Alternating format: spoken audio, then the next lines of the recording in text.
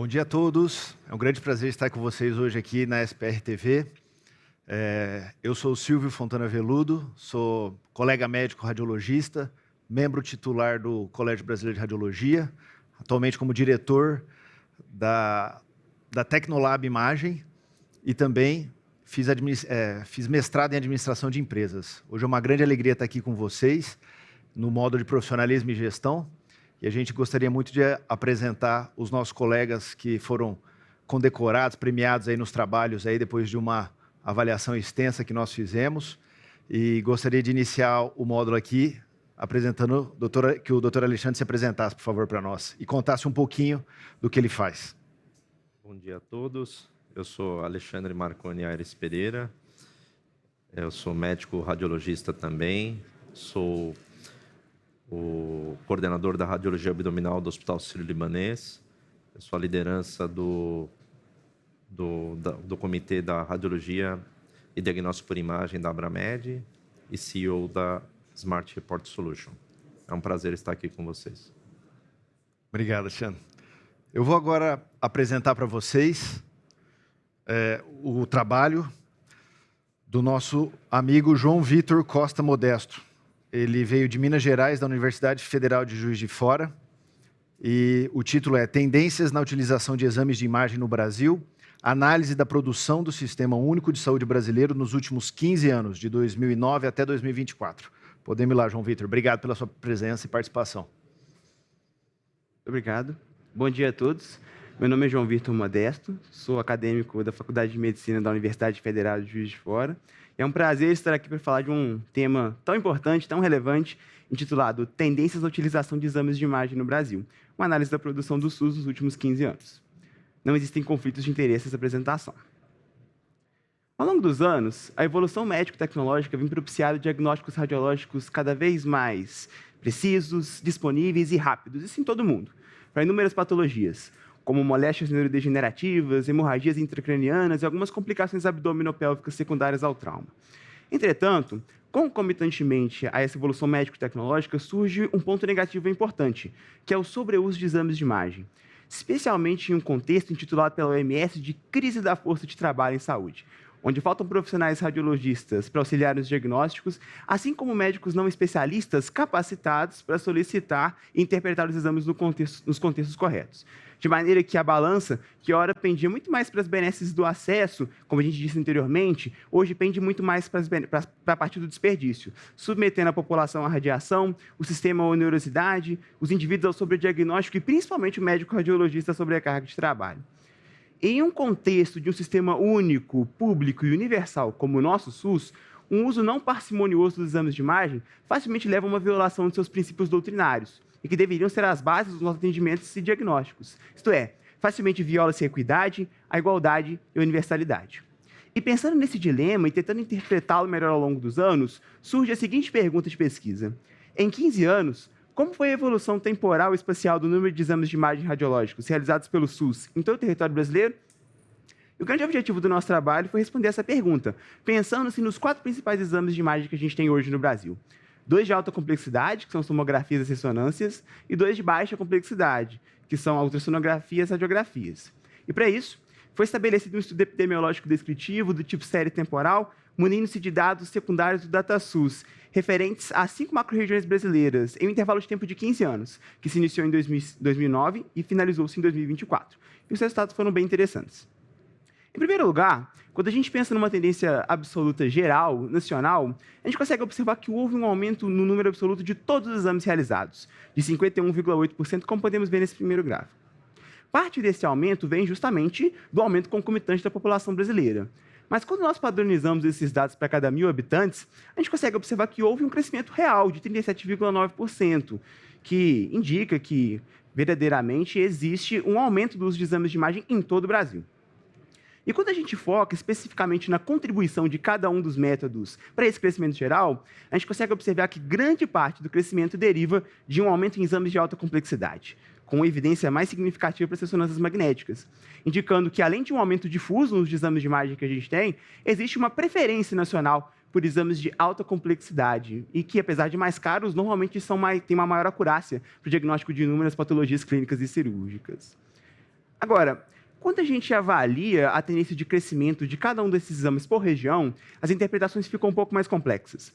As ressonâncias magnéticas tiveram um aumento predominante na região sul e sudeste. Comportamento esse muito parecido com as tomografias computadorizadas, onde a gente tem uma contribuição importante na região sudeste, que está representada em laranja, mas um pico de crescimento predominante nas regiões centro-oeste e sul, indicando que, apesar de ter ocorrido em todo o Brasil, como a gente consegue observar, existe uma tendência de concentração desses exames de alta complexidade para aquelas regiões historicamente mais ricas, e que, por isso, são conhecidas como os grandes bolsões tecnológicos em radiologia hoje no Brasil.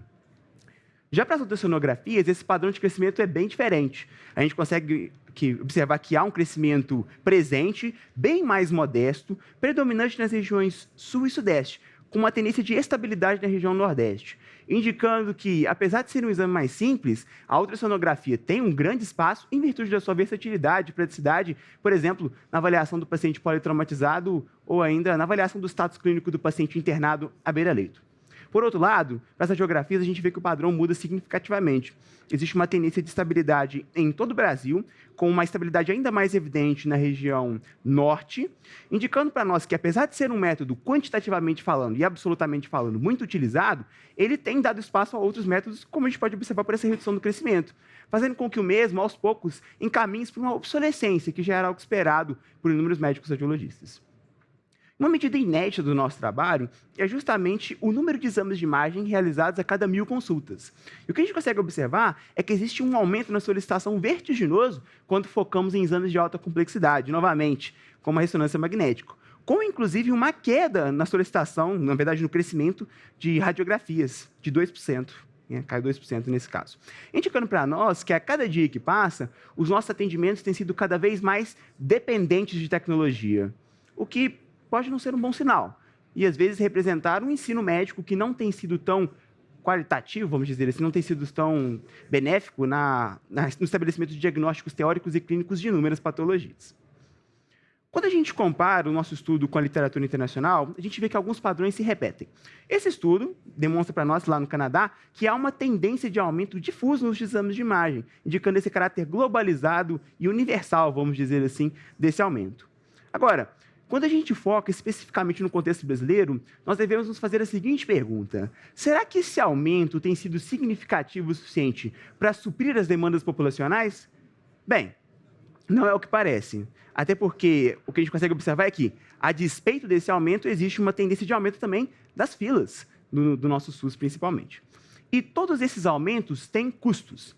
Existe o custo monetário, que inclusive é difícil de quantificar. Existem estudos tentando destrinchar melhor esse padrão.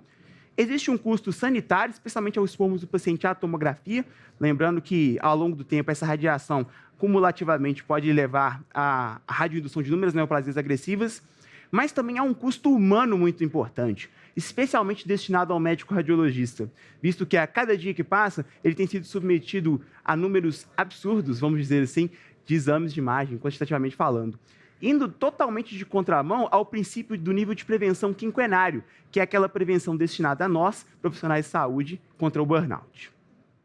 Então, quando a gente pensando nas nossas take-home messages, a gente tem que lembrar dos seguintes pontos. Existe um aumento difuso nos exames de imagem, principalmente nos exames de imagem de alta complexidade, padrão esse que se concentra em regiões historicamente mais ricas, e a cada dia que passa, a cada 1.000 consultas, quando a gente avalia essa grandeza específica, existe uma solicitação maior de exames de imagem, indicando que os nossos atendimentos têm sido cada vez mais dependentes de tecnologia, e tecnologias duras. Então, a gente espera que o nosso estudo seja a base para o surgimento de outros artigos, na verdade, outros estudos, principalmente estudos que visem avaliar padrões e medidas de associação. Lembrando que esse tema, ao longo do tempo, tem a tendência de cada vez mais fazer parte da nossa realidade, não somente da radiologia, mas da medicina como um todo. Essa foi a contribuição dos nossos autores e as nossas referências. Muito obrigado. Muito obrigado, João Vitor. Gostaria de convidar você para se sentar aqui com a gente, para a gente fazer aí uma rápida consideração aí nesses 2 minutos que faltam. Bem, pessoal, excelente apresentação do João Vitor. Eu gostaria que primeiro o doutor Alexandre pudesse fazer algumas considerações sobre o trabalho dele. Em seguida, eu complemento aqui. Excelente trabalho, João Vitor. Acho que foi bem detalhista.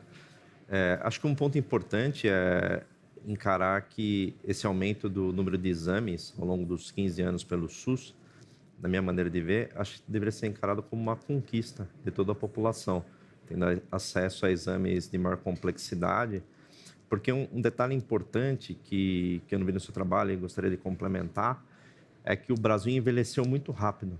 Então, com a população mais idosa, isso é uma demanda exponencial por exames de maior complexidade. Se você pegar aproximadamente 15 anos atrás, o Brasil tinha cerca de 10% das pessoas acima de 60 anos. 15 anos depois, passou para 16%.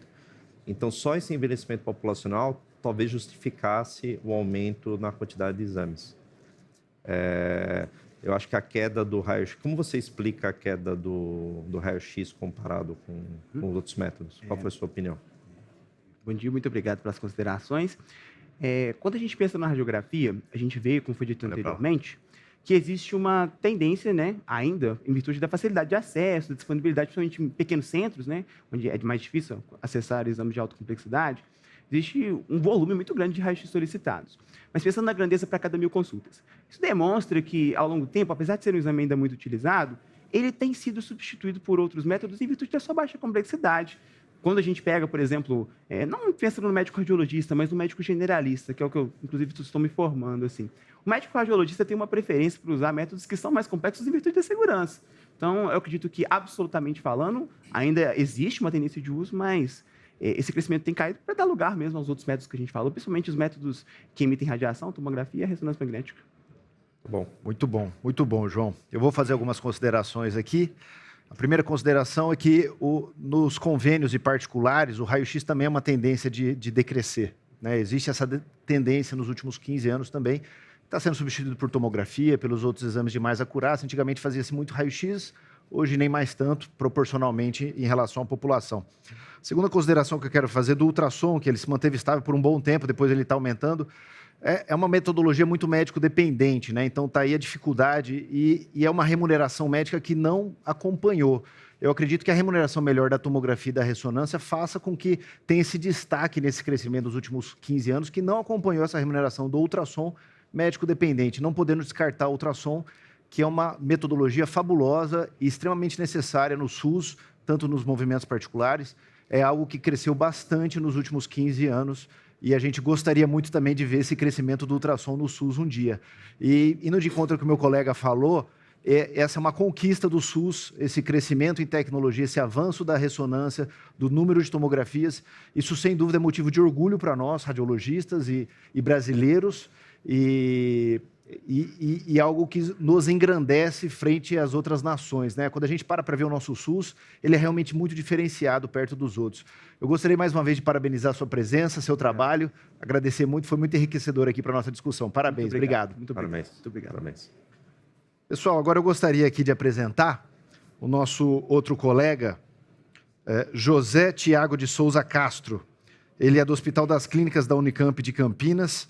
Bem-vindo, José Tiago. Ele veio trazer o tema para nós de Anjo Monitor, governança técnica baseada em indicadores para otimização da qualidade, contraste e dose em angiotomografia hospitalar. Seja bem-vindo, José Tiago. Muito obrigado.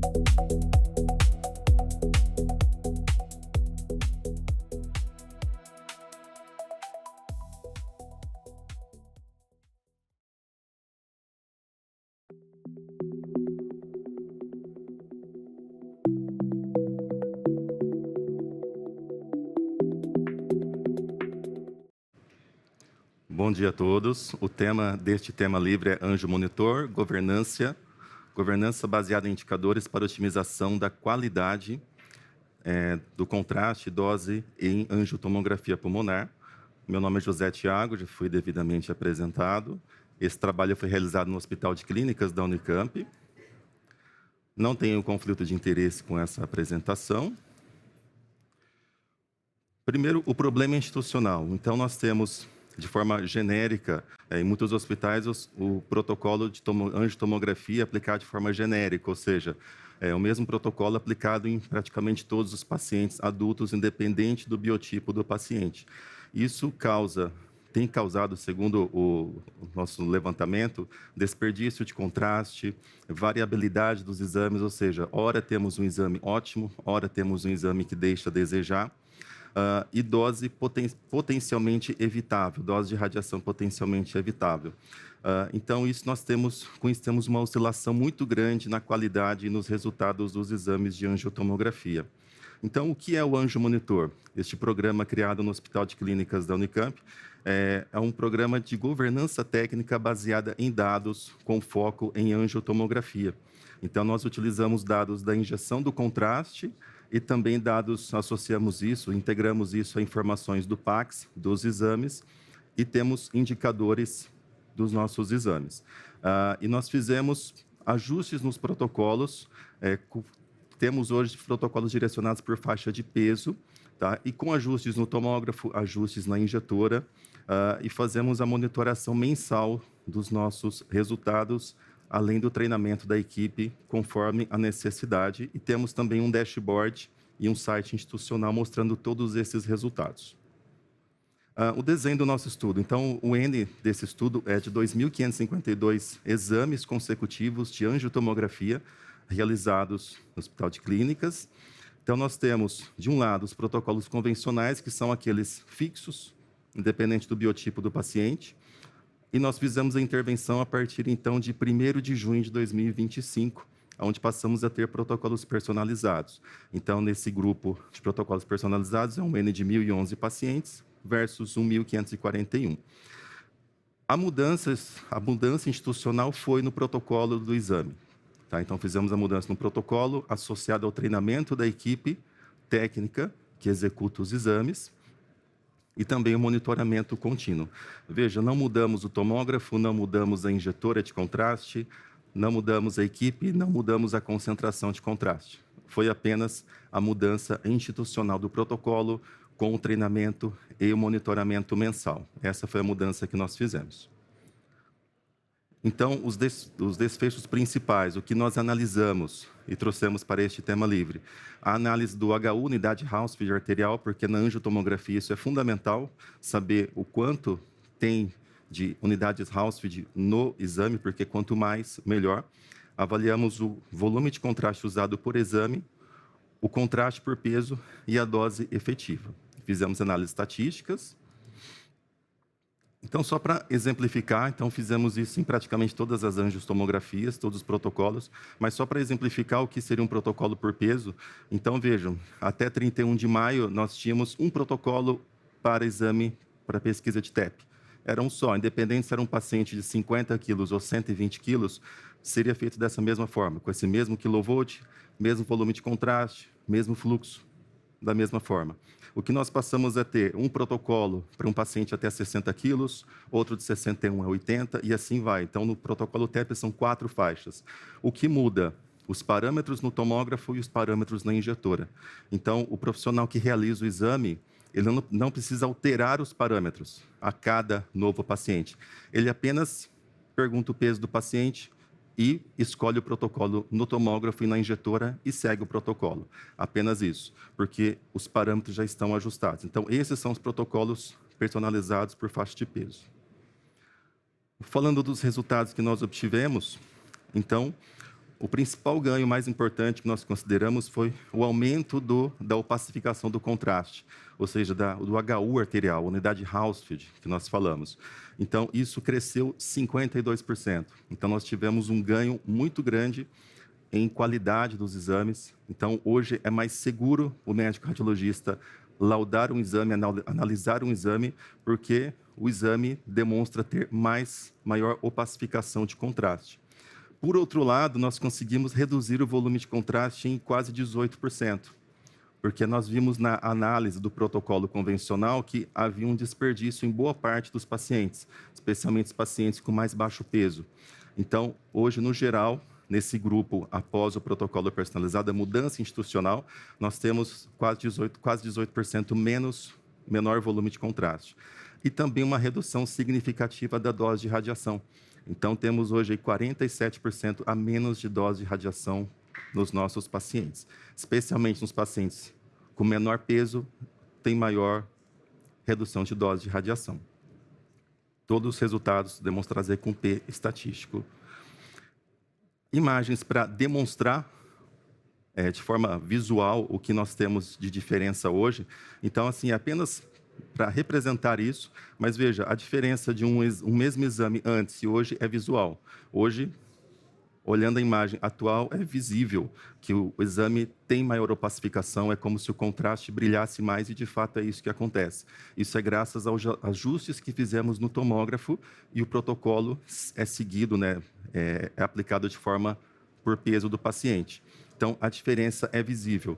E escolhi duas imagens aí que representavam exatamente a média do exame antes e a média do exame de hoje, para representar isso para vocês entenderem visualmente. Outros resultados, então nós temos aí, os exames ótimos são aqueles que com HU de pelo menos 350 unidades Hounsfield. Isso, segundo a literatura internacional, esse valor é o ideal para avaliar pequenos vasos, então para o médico radiologista isso é importante. Então, antes nós tínhamos apenas 28% dos exames nessa faixa, hoje temos 77%, um resultado bem importante. E do outro lado, os exames ruins. Então, segundo o Colégio Americano de Radiologia, em um dos seus guidelines, eles apontam que o mínimo em uma angiotomografia é de ter 250 unidades Hounsfield. Então, exames abaixo disso nós classificamos como ruins. Antes eram 22% dos nossos exames nesse indicador. Hoje está em 5,4%. Então, uma melhora considerável. Também com P no valor estatístico. Além disso, tivemos, como já mencionei, a redução da dose de radiação, uma redução considerável, e o SNR e CNR demonstram para a gente assim, a qualidade, demonstrando que tivemos a qualidade mantida. E por que tudo isso importa, né, em gestão de saúde? Por que estamos aqui? Porque isso demonstra melhor qualidade diagnóstica, o que aumenta a segurança para o médico laudar, aumenta a segurança para o paciente. Mostramos aí redução do volume de contraste, o que é importante para os rins do paciente, pois é nefrotóxico, mas para o gestor também isso é importante, porque reduz custo com exame melhor do que antes. Temos a redução de dose de radiação, que também vai poupar o equipamento, e também é bom para o paciente, e demonstramos a governança, ou seja, como que dados podem ser usados para melhorar exames na prática, mesmo em um hospital terciário. As forças desse estudo que foi realizado em um mundo real, em um hospital terciário de grande complexidade, e tivemos aí uma convergência de múltiplos resultados positivos. Então, não foi só redução de contraste apenas.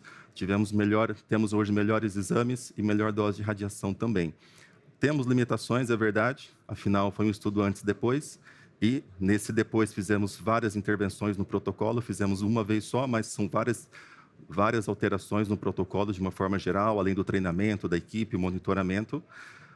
Então, é uma intervenção multicomponente. E também, outra limitação nossa é que é num centro único, e tudo isso foi realizado em um mesmo tomógrafo, uma mesma injetora. Então, essa é uma limitação algumas limitações que nós reconhecemos. A conclusão é que este projeto, que chamamos, né, de Anjo Monitor, demonstrou ser uma estratégia institucional baseada em indicadores dos nossos pacientes, associados à personalização por faixa de peso, monitoramento contínuo, e tivemos também a capacitação da equipe. Isso melhorou a qualidade diagnóstica dos nossos exames, reduziu o contraste, reduziu o custo e reduziu a dose de radiação também. Então, acreditamos que dados operacionais, quando transformados em governança técnica, podem mudar a qualidade assistencial em larga escala. Essas são algumas das nossas referências, a divisão do trabalho. Obrigado. Tiago, vou convidar você aqui rapidamente para a gente poder conversar um pouquinho. Quer fazer a consideração primeiro aí, Alexandre? Então, primeiro, parabéns, excelente trabalho. Obrigado. Eu acho que foi muito bem explicado toda a trajetória de vocês, de onde vocês estavam, para onde vocês chegaram. Significativa redução de dose, exame com maior acurácia e menos dose de radiação e contraste, né? E uma coisa muito importante que você falou, não teve troca de equipamento. Foi uma ação institucional, uma ação de gestão. Isso foi muito, muito interessante, porque é muito comum determinado equipamento não está performando tão bem, vamos trocar os equipamentos, e, na verdade, muitas vezes é uma ação de gestão que poderia entregar um resultado muito melhor. Então, parabéns, excelentes resultados. Muito obrigado. Isso aí, José, parabéns. Eu acho assim, o que você apresentou hoje para nós é a base da gestão da radiologia. A gente não pode se conformar só com a aplicação que a empresa traz. Nós temos que desafiar, a gente tem que ser incomodado com aquilo. Então, eu gasto 80 ml de contraste nesse protocolo, como eu faço para gastar 60? Se eu faço uma aquisição com tantos ml por minuto, por que eu não faço com... Se eu faço com 3, por que eu não faço com 4 para um TEP para poder ter melhor acurácia? Às vezes eu gasto menos contraste, dependendo do equipamento. Cada equipamento tem uma característica. E eu acho que você trouxe aí muito claramente os ganhos. E os ganhos são para todos, né? O financeiro para todo mundo, né? Para a gente poder devolver isso em qualidade para o paciente, para a instituição. Os ganhos para o paciente e o ganho para a máquina também, né? Para poupar a radiação, né? Então, isso é gestão. Você está de parabéns, tá bom? Isso é o que todos nós devíamos fazer em cada instituição, né? Não se acomodar. Então, sempre vai lá, vê o protocolo da tomografia, vê o protocolo da ressonância, ouve opiniões, entende o biomédico, entende o médico, entende o especialista, busca o application, e é assim que a gente consegue melhorar continuamente a qualidade dos nossos exames. Parabéns mais uma vez, muito obrigado pela sua presença. Muito obrigado, gente. Eu gostaria agora de apresentar Maria Gabriela de Almeida Rodrigues. Ela veio do Hospital Israelita Albert Einstein, de São Paulo, e o tema da apresentação dela é AVC e tomografia de crânio no SUS, desigualdades regionais no Brasil. Eu quero só deixar um detalhe, que ela veio do Amazonas, correto? Veio do Amazonas, e depois ela vai falar aí da cidade e tudo, tá bom? Muito obrigado, pessoal. Por favor, Maria Gabriela. Obrigada, bom dia. Meu nome é Maria Gabriela e hoje eu estou aqui representando o ProdSUS Banco de Imagens do Hospital Israelita Albert Einstein para apresentar o trabalho AVC e tomografia de crânio no SUS, desigualdades regionais no Brasil. A gente sabe que o diagnóstico por imagem ele tem sido uma ferramenta essencial para profissionais médicos ao longo das últimas décadas e que, no Brasil, cerca de 70% da população depende exclusivamente do SUS, né, para ter acesso a esses exames. E, dentre os problemas de saúde, a gente tem o acidente vascular cerebral, que é um dos principais motivos de internação no SUS, e a tomografia computadorizada como um dos principais métodos para o diagnóstico de imagem e definição do seu tratamento. Sendo assim, torna-se essencial o levantamento de informações que demonstrem o perfil relacionado aos casos de AVC e a distribuição das tomografias dos usuários do SUS, auxiliando na tomada de decisão da gestão pública e de saúde. Dessa forma, o nosso objetivo foi descrever a distribuição epidemiológica e regional das internações por AVC e das tomografias de crânio no SUS entre 2019 e 2023. Para isso, a gente realizou um estudo ecológico misto, onde foram utilizados dados secundários abertos do Sistema de Informação Ambulatorial do SUS, o SIA-SUS, e do Sistema de Informação Hospitalar do SUS, o SIH-SUS, disponibilizados no site do DataSUS e atualizados ali em janeiro de 2026. Então, foram consideradas todas as tomografias de crânio autorizadas nos atendimentos ambulatoriais e todas as internações por AVC não especificado no SUS no Brasil durante o período de 2019 a 2023. Foram calculadas a taxa de letalidade para AVC, que é a razão entre o número de óbitos e o total de casos, multiplicado por 100, e a razão média de tomografias por caso de AVC, que foi estratificada por região do Brasil, calculada a partir da relação entre o número total de exames de tomografia realizados e o número total de casos de AVC registrados no mesmo período e região. Além disso, foram feitas frequências absolutas e relativas por meio do software R e Excel. E, por se tratar de um estudo que utilizou dados abertos, não foi necessária a submissão ao Comitê de Ética em Pesquisa. Durante o período de 2019 a 2023, foram realizadas aproximadamente 950 mil internações por AVC não especificada no SUS, onde a maioria desses pacientes eram do sexo masculino, correspondente ali a 52,5% dos casos. E quando a gente vê a estratificação desse perfil por ano, a gente vê que essa frequência ela se manteve ao longo dos anos. Em relação à faixa etária mais acometida, a maioria dos pacientes eram do grupo idoso, né? Cerca de 72% dos casos eram da população idosa, com destaque ali para a população entre 70 e 79 anos, com 26,4% dos casos. E quando a gente também verifica essa distribuição por ano, a gente percebe que essas faixas etárias também predominam. Em relação à raça-cor, a maioria dos pacientes eram pardos, 41,4%, e brancos, com 34,4% dos casos. E quando a gente também distribui esses casos por ano, a gente percebe também a predominância desses grupos. E onde, né, se encontram essas internações? A gente percebe que a grande maioria das internações por AVC foram nas regiões Sudeste e Nordeste. Aproximadamente 70% dessas internações foram nessas regiões, com destaque para a região Sudeste, onde acumulou ali 42,2%. E quando a gente verifica essa distribuição por ano, os anos que apresentaram as maiores frequências foram o ano 2022, com 21,8%, e 2023, com 21,3% dos casos. Em relação à média de permanência hospitalar, né, desses pacientes, ela apresentou pouca variação ao longo dos anos e por região, sendo a maior delas observada no Nordeste em 2019, com 7,8 dias.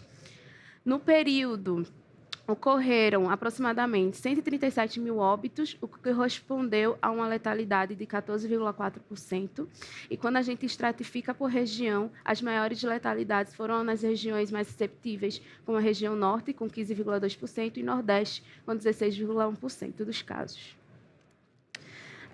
Em relação às tomografias de crânio, nesse período foram realizadas aproximadamente 9 milhões de tomografias de crânio no SUS, principalmente na região Sudeste, com 49% dos casos. Em contrapartida, as menores frequências foram visualizadas ali no Norte e Centro-Oeste.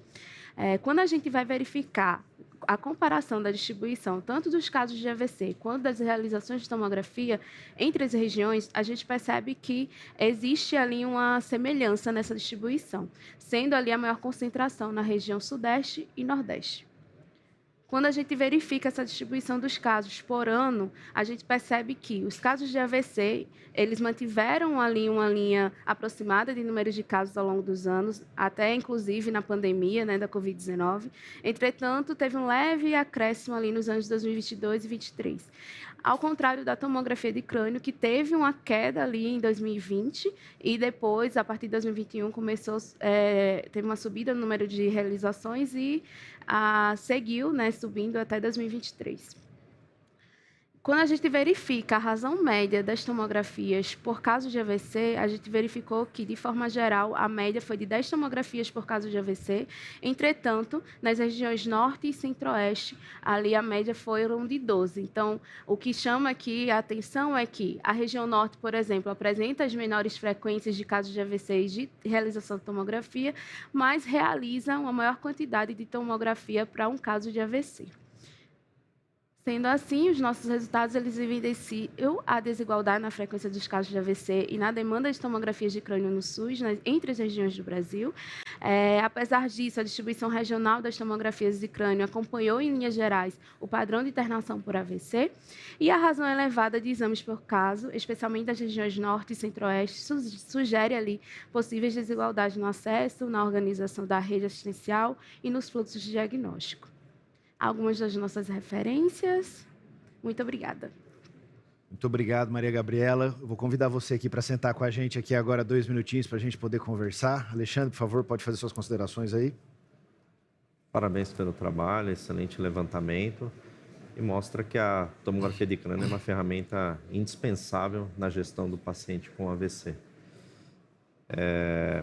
Uma coisa que não ficou clara para mim é esse levantamento da tomografias de crânio são para todos os tipos de patologia ou apenas para AVC? Para todos os tipos de patologia. A gente fez uma abordagem geral, porque, infelizmente, no CIASUS, a gente não consegue filtrar, por exemplo, por CID, ou de doença, né? Tem até essa informação, mas ela é pouquíssimo preenchida. Entendi. Assim, é muito ruim. E aí, os próximos passos que a gente pretende é usar a base original da SCH, que são os casos de internação, para ver se a gente consegue filtrar essa informação específica desses casos da utilização de tomografia. E aí, a gente fez logo esse parâmetro geral, ter essa visualização geral e essa média ali de realização de exame por região.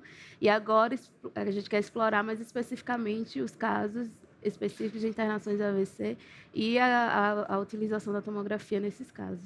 Excelente, seria uma boa condução no estudo. Tem até um estudo, que é uma das referências, que ele fez esse tipo de trabalho, mas foi de 2006, 2007. Então, assim, já está bem defasado, né? E aí lá ele verifica que, por exemplo, a maioria, cerca de 50% dos hospitais que tiveram internação por AVC e que tinham a tomografia disponibilizada, eles não realizaram de início o exame, pelo menos ali para o diagnóstico. Então, ele traz até essa reflexão, né? Que apesar de ter o acesso, mas não foi realizado, por exemplo. Então, é algo que a gente quer fazer agora para ver se isso mudou desses anos para cá, se continua a mesma forma, enfim. Mas é o que a gente está explorando. Muito bom. Parabéns, viu, Maria Gabriela? Eu só queria acrescentar, esse trabalho seu é uma sementinha para que todos nós possamos conhecer um pouquinho mais do SUS, né? É óbvio que a região norte e centro-oeste é uma dimensão muito grande e tem uma população menor, né? Enquanto as outras regiões têm uma população maior e mais acesso às tomografias. Interessante também falar que, se a gente for entrar em mérito aqui de tempo porta-agulha, de 6 horas, né? Então, assim, é uma discussão complexa, com a idade avançando da população brasileira, mas é uma questão sempre muito bem abordada para a gente poder ver onde a gente pode melhorar, até onde a gente pode chegar, né? Seu estado aí do Amazonas, que é muito grande, né? Como a gente consegue ali distribuir as tomografias do SUS de uma maneira que a gente tenha uma certa equidade, né? Frente àquelas grandes dimensões. Mas parabéns, porque aqui o tópico também a gente gosta de falar sobre essa parte aqui de epidemiologia, de acessibilidade, né? E você falou do acesso, então isso é muito importante. O SUS dá muito acesso aos nossos pacientes, ainda um pouquinho menos na região norte e centro-oeste, e com o envelhecimento da população, a gente espera que isso um dia se equilibre novamente aí, tá bom? Muito obrigado aí pela sua presença aí, eu agradeço. Agora, pessoal, eu gostaria de apresentar a Nina Maia Pinheiro de Abreu. Ela veio da Apivida Fortaleza, Ceará, e o tema é um tema que particularmente eu gosto muito, é navegação de pacientes com suspeita oncológica, um novo paradigma que eles estão organizando por lá. Vamos conhecer um pouquinho. Obrigado aí pela presença, Nina. Bom dia, como eu já fui apresentada, eu sou Nina Abreu, eu sou diretora médica do diagnóstico na parte de qualidade e inovação a nível nacional, dentro do Apivida. Sou neuroradiologista de formação e hoje eu trabalhei com muita parte de auditoria e tudo, e eu comecei a ver a parte da qualidade, a jornada do paciente. E por que não ela começar na área do diagnóstico, né? E a gente fez esse projeto, hoje ele é um programa. Só para dizer aqui que não temos conflito de interesse, foi feito só com dados, não com pacientes, por isso que está tudo bem com relação à ética de pesquisa. Bom, qual foram os objetivos, né? Como eu já falei, implementar um sistema estruturado de navegação oncológica que identifique precocemente pacientes com suspeita diagnóstica e coordene seus percursos assistenciais. Como? A gente tenta fazer uma intervenção precoce, o mais precoce possível, naquele paciente que tem um exame com suspeita. O paciente recebeu o exame, tem alguma suspeita oncológica, a gente elege esse paciente a nível de sistema e já coloca ele em tempo real para ser navegado. Assim, a gente reduz o tempo de diagnóstico, daquele momento que o paciente volta no médico para mostrar o exame, coordena o percurso dele, sabe qual é o próximo médico que ele tem que levar o exame, a gente fica avaliando toda essa jornada e, assim, a gente previne esse paciente de abandonar qualquer tratamento ou qualquer diagnóstico. O grande problema que a gente tem hoje, né? Todos os fluxos das jornadas do paciente mesmo em relação à questão clínica e assistencial é que são fluxos fragmentados, né? O paciente faz, às vezes, um exame numa unidade que não tem nenhuma verticalização. A gente sabe que a Apivida é a maior operadora verticalizada, né, da América Latina. Então, a gente tem essa facilidade porque a gente enxerga o paciente em toda essa jornada. O outro problema que acontece muito com os pacientes é a perda de segmento, né? O paciente, ele está ali fazendo o tratamento, para de fazer o tratamento e você não visualiza hoje que esse paciente perdeu o segmento, tanto no diagnóstico quanto no tratamento. O atraso do diagnóstico, né? A gente, quando fez a pesquisa lá em 2021, a gente viu que, em média, uma paciente de câncer de mama, ela demorava até... a média era 136 dias. Então, a gente via que esse próprio paciente, até dentro do diagnóstico, ele se perdia, né? E as barreiras múltiplas que a gente tem, como eu já falei, né, físicas, estruturais, mas também a gente tem as financeiras, emocionais e as logísticas que eu já abordei. Então, a gente viu que a média dentro do nosso sistema, né, dos beneficiários, a gente tinha 136 dias, né, de média de suspeita para o diagnóstico. A gente sabe que a lei do SUS solicita que a gente faça um diagnóstico no início do tratamento até 60 dias, né? Mais de 50% dos pacientes não buscam segmento espontaneamente, esses pacientes ficam perdidos mesmo na jornada. Então, a gente vem com a ideia de 3 núcleos, né, de jornada desse paciente. São 3 núcleos integrados, onde a gente trabalha com a captação do paciente, ou seja, a gente traz esse paciente de forma mais precoce, elege esse paciente para o programa de forma mais precoce, a gente navega esse paciente, um núcleo de navegação, que é onde a gente vê em tempo real, onde que aquele paciente está, quais são os próximos passos, se ele está atrasado na questão dos tempos e dos SLAs com relação ao que a gente entende que é uma jornada normal. E a retenção. O núcleo de retenção é aquele núcleo de fidelização do paciente, onde a gente não permite que o paciente abandone. Então, a gente está ali sempre fidelizando o paciente dentro desse núcleo de retenção para que ele continue todo o tratamento. Bom, e falando agora de cada núcleo, o núcleo de captação, ele tem 2 formas hoje que a gente faz. Ele manual, né? A gente manualmente imputa esse paciente dentro do programa, e um modelo automático, né? O manual também, o que acontece? O radiologista, na hora que ele está laudando, antes de liberar o exame, se ele tem uma suspeita ali que aquele paciente é oncológico, né, que a lesão encontrada é oncológica, ele já capta, já flaga, a gente tem essa possibilidade de visualizar em tempo real, né, aquele paciente que foi marcado como possivelmente suspeito para oncologia, né? E o 2, a gente tem um PLN automatizado, que é um sistema, né, automático, que a gente consegue fazer leitura, né, semântica, e a gente traz esse paciente também para elegibilidade. Então, os critérios de ativação do alerta são BIHATS 4 e 5, no caso da mama, né, lesões suspeitas, no caso dos outros tipos oncológicos, marcadores tumorais e padrões de texto do laudo como suspeito. Bom, já o núcleo de navegação, ele trabalha com uma equipe multiprofissional, onde a gente tem enfermeiros, médicos, assistentes sociais, coordenadores do cuidado, ADMs. Então, as ações do navegar, o que elas se fazem? A confirmação dos resultados, né? Verifica se o paciente recebeu e compreendeu o resultado do exame. A comunicação acessível, a gente fez um curso, um treinamento para que essa comunicação seja a mais clara possível para esse paciente, a mais humana e mais próxima.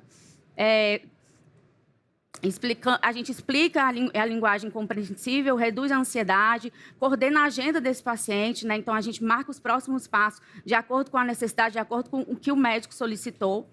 Identifica as barreiras, né? Se aquele paciente parou, ver por que ele não foi, se a gente pode reagendar. Então, essa equipe multidisciplinar ela é articulada exatamente para navegar esse paciente.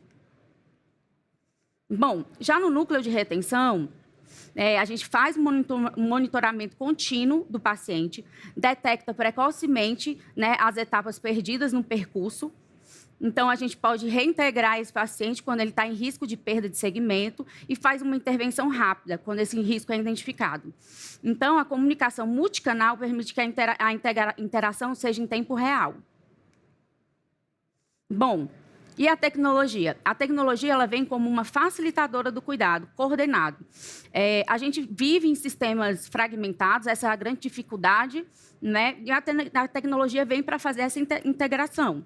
Então, a jornada do paciente não fica segregada, né? A gente consegue unir ali o sistema de informação da radiologia, o sistema de informação hospitalar, o sistema de informação laboratorial, para que a gente faça um rastreamento em tempo real, a gente comunique esse paciente, né? Junto com inteligência artificial, e também tem a integração hospitalar, até para a gente ver qual foi o desfecho desse paciente, caso ele seja internado, enfim, vá para alguma cirurgia.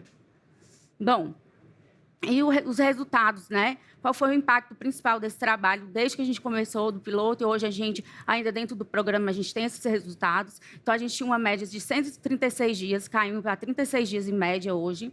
Ainda temos alguns pontos a melhorar, né? Que eu acho que a ideia é que a gente chegue a menos de 30 dias corridos, né? Mas a gente já teve, inicialmente, uma redução de 75% do tempo diagnóstico.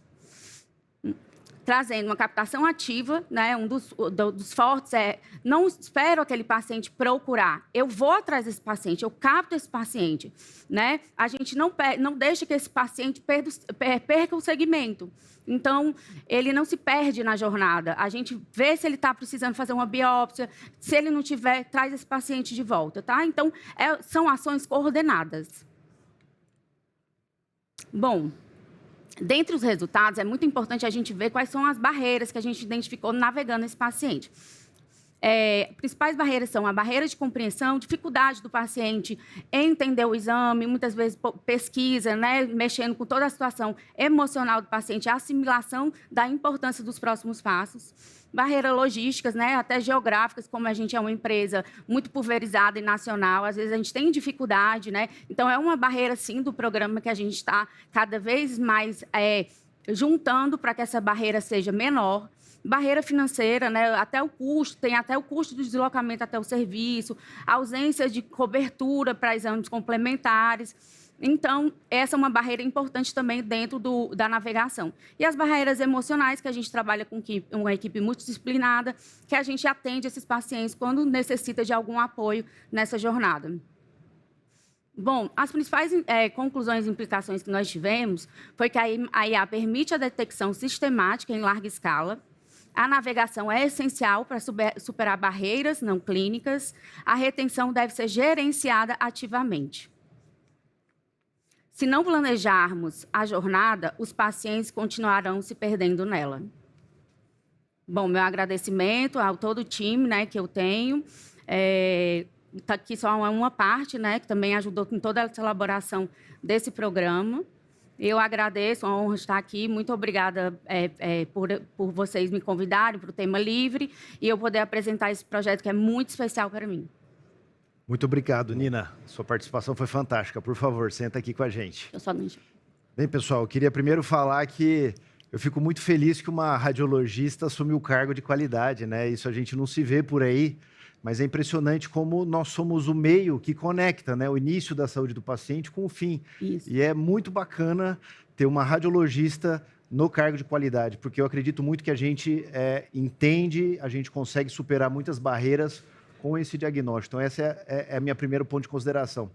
O segundo ponto de consideração é a captação ativa, né? Foi a minha tese de mestrado do Mackenzie, há 8 anos atrás. Legal. E eu também fiz isso numa outra operadora, na Prevent, né? Tive até a participação de alguns colegas que estão aqui.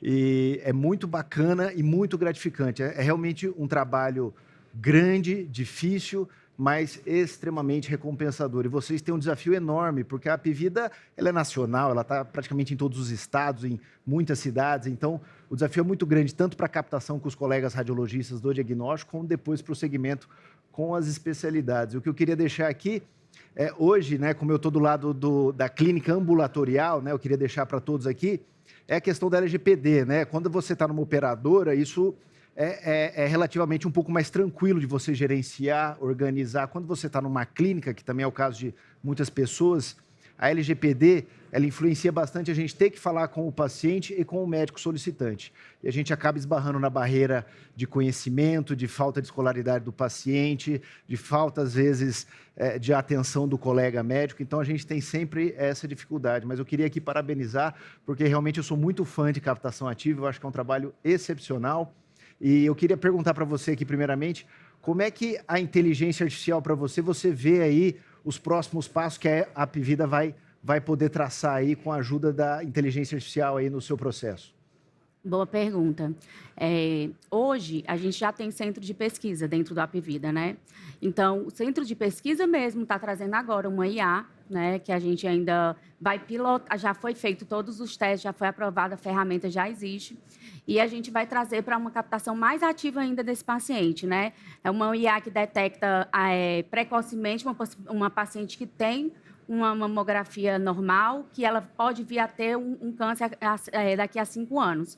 Então, a gente vai integrar mais ainda nessa busca ativa. A gente sabe que a prevenção é o caminho, né? O diagnóstico precoce reduz custo, então é uma eficiência, aumenta a sobrevida, então todo mundo sai ganhando, né? Nesse quesito. Então, cada vez mais que eu puder estar vendo essa paciente precocemente e trazendo ela para todo o plano de cuidado, desde o início, da prevenção, né? Até uma situação de uma suspeita diagnóstica, é o que a gente tem focado. Claro que a gente está sempre buscando novas ferramentas com relação à jornada do paciente, mas mais do que IA, a jornada do paciente ela é uma coordenação.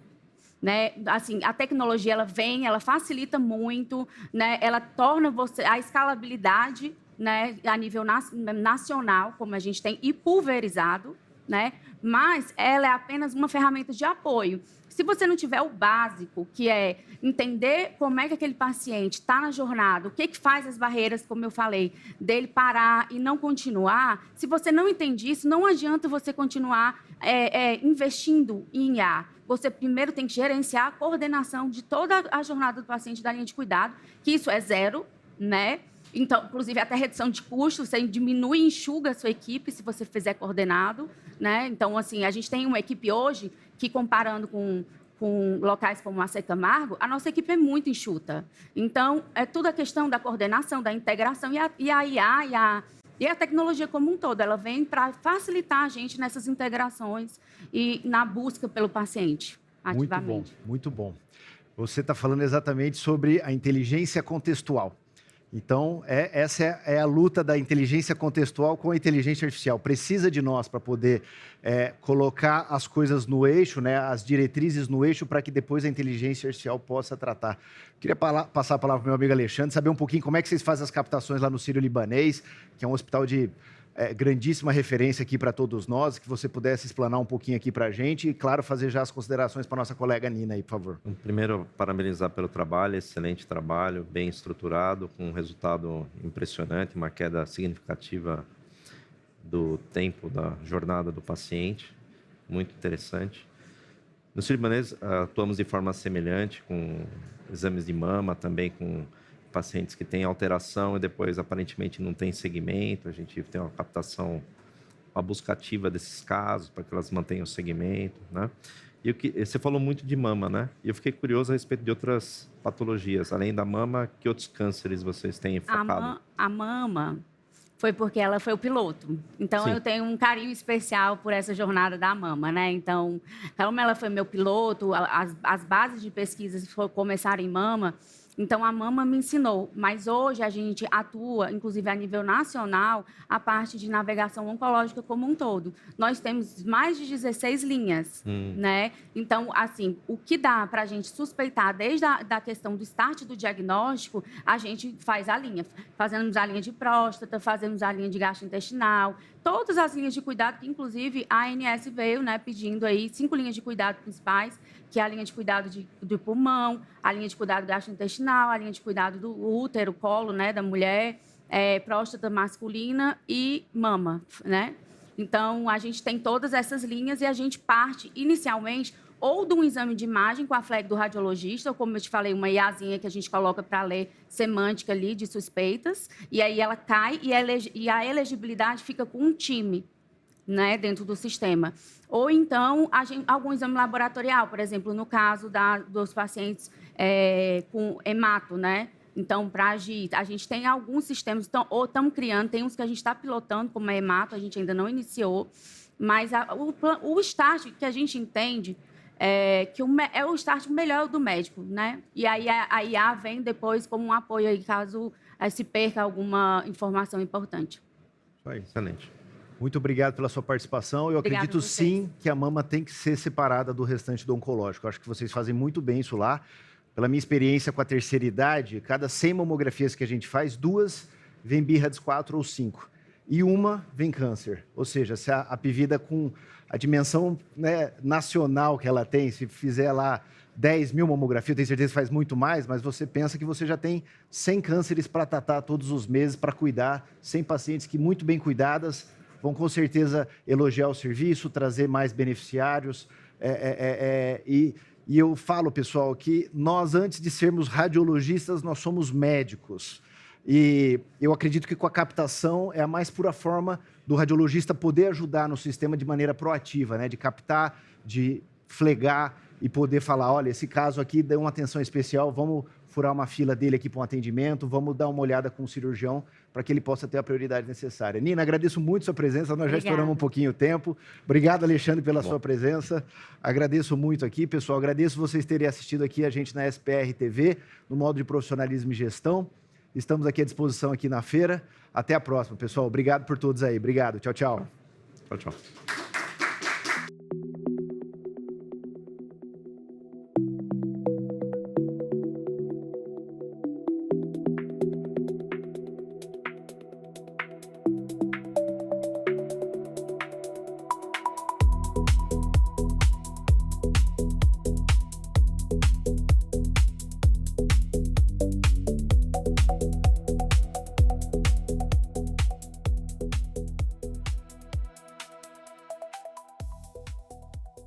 Estamos começando a 56ª edição da JPR aqui no Transamérica Expo Center, de 30 de abril a 3 de maio.